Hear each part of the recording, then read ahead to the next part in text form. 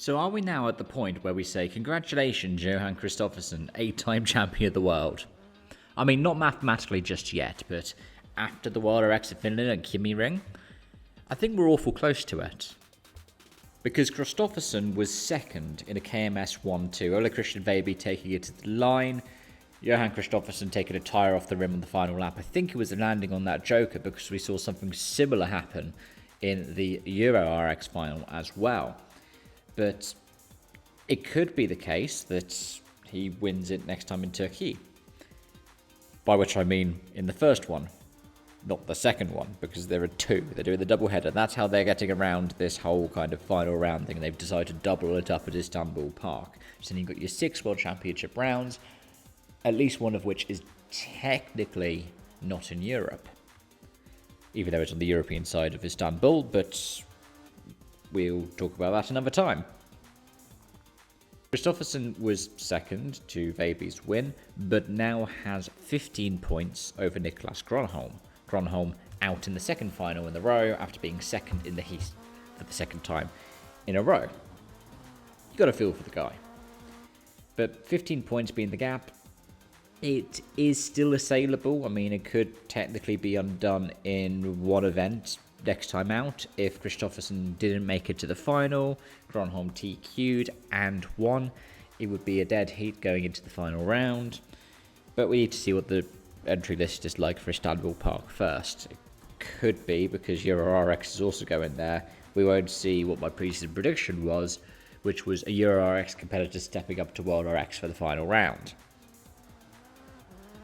But then, technically, the final round is Istanbul, so I think I could give myself some slack on that one, to be honest. But yes, it was a fun weekend to watch, and the on-track racing was a great product. I think that kind of longer joker lap around the outside really works well. Like I said, the landing, possibly a bit tough, especially when we had the wet finals, because we saw the debeading of the tyres, and we saw 2 different punches, one in each final. And that first quarter just invites a pile-up of the tyre barrier on the inside that got hit more than once over the course of the weekend. But it did produce some exciting action, and it did mean in the wet, someone like Juha Räikkönen, behind the wheel of the PGRX Hyundai, the XGRX Hyundai, was able to be competitive, which is exactly what we want to see in Rallycross. We want to see ICE and EV competing against each other. We want to see all these different chassis built over the years competing against each other. It's one of the great things about WorldRX and also the Super 1600s, because those polos you see in both of them can be up to 10 years old. So it's great to have that. What's also great to have is that camaraderie in the paddock.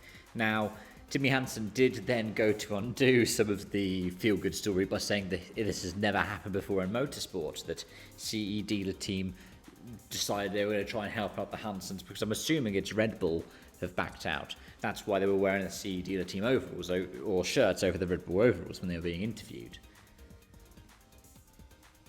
But what would have been the feel-good story kind of got undone by that, because, you know, we literally saw it the week before in the BTCC with PowerMax Racing, and just the entire BTCC paddock coming together, the BTCC family coming together. It gives a bit of Natalie Decker claiming that she's the first woman to go back in motorsport into racing after becoming a mum. Now, I don't want to undermine what's impressive from Natalie Decker doing that. It is incredibly impressive, especially, 6 months after giving birth? But at the same time, there is a long history of women racing in motorsport who had a kid and then got back behind the wheel of the car.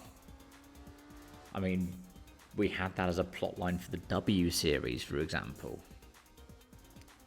But, yeah, it is impressive to see CE dealer team doing that, and it also does beg a question which I might put into a longer video, which, given the sacking of Christian, given the perpetual rumours that VCARB is going to get sold off, given the sale of the WRC, given WorldRX leaving the WRC promoter, given that Red Bull are probably the driving factor behind Hansen nearly not being at the WorldRX round here, given, you know, them wearing the overalls and then the CD, the shirt on top, given the new liveries in the car, are we about to see something really tricky for the world of motorsport? Let me know your thoughts in the comment section down below, folks. Thank you so much for watching and joining. And yeah, for more WorldRX action, you can expect me to do a preview ahead of the finale at Istanbul Park and a review for it, possibly even on the day of the second race. I might do something short on the first day if Kristoffersson wins the title. Haven't decided that one yet. But I have decided that I am, as always, grateful for you watching and joining. And if you do want to stick around for more from the world of rallycross or rallying or motorsport, do hit subscribe. Be notified for any of my daily video uploads. Till next time, it's bye for now.